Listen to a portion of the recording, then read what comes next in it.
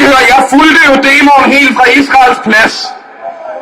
Og jeg synes, jeg har observeret, at der er nogle mennesker her i dag, som tydeligvis kun har taget til demo for at drikke bajer og score.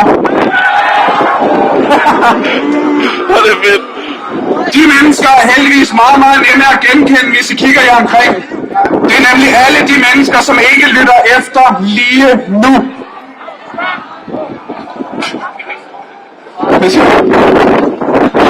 Jeg er glad for det der mikrofon. Er I stadig med mig? Ja! Jeg bliver placeret heroppe, det er helt fantastisk. Er vi glade? Jeg ved ikke, hvad der foregår. Vi er Vi er jo ikke lydmænd. jo ikke lydmænd, vi er jo bare purveyors of truth. Hold nu, vi skal i gang. Prøv at høre, de er jer, som bare er kommet for at drikke bajer, jeg er ikke sur på jer. For bare en uge siden, der var jeg ligesom jer. Jeg anede intet om Akta. Jeg havde en idé om, at jeg ikke kunne lide Akta, fordi alle mine Facebook-venner kunne ikke lide Akta. Og de er nogle kæmpe nørder, så jeg går ud fra, at de ved, hvad de snakker om.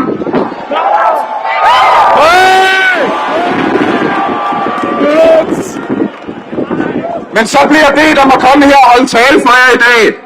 Og jeg har researchet lidt, og det er nu gået op for mig, hvor super duper dumt Akta egentlig er. Det værste ved Akta, det er, at der er ikke nogen nedre grænse for, hvornår du er en forbryder ifølge Akta. Lad os tage et tænkt eksempel. Jeg har en nevø, der er 8 år gammel. Han kan godt lide at tegne. Hvis han en dag tegner, lad os sige Peter Pan, og jeg ser billedet og tænker, det uploader jeg lige på Facebook med en lille kæk kommentar. Det kunne være noget i retning af, min nevø har lige tegnet Peter Pan. Håber han giver onkelrabat i frisørsalonen en dag. Et eller andet. Jeg er en idiot, det kunne jeg godt finde på at skrive. Hvis jeg gør det, så kan Disney sagsøge mig. Er det ikke fucked up? Det giver simpelthen ikke mening. Det betyder, at jeg hypotetisk set kunne stå i en situation, hvor jeg har min nevø på den ene side, og en tegning af Peter Pan på den anden side. Så kunne jeg kigge på tegningen af Peter Pan og tænke, hvis jeg uploader den her på internettet, så kan jeg komme i fængsel op til 5 år. Så kan jeg kigge på min nevø og tænke, skide være med det. Jeg knipper ham i stedet, det giver 3 måneder, max.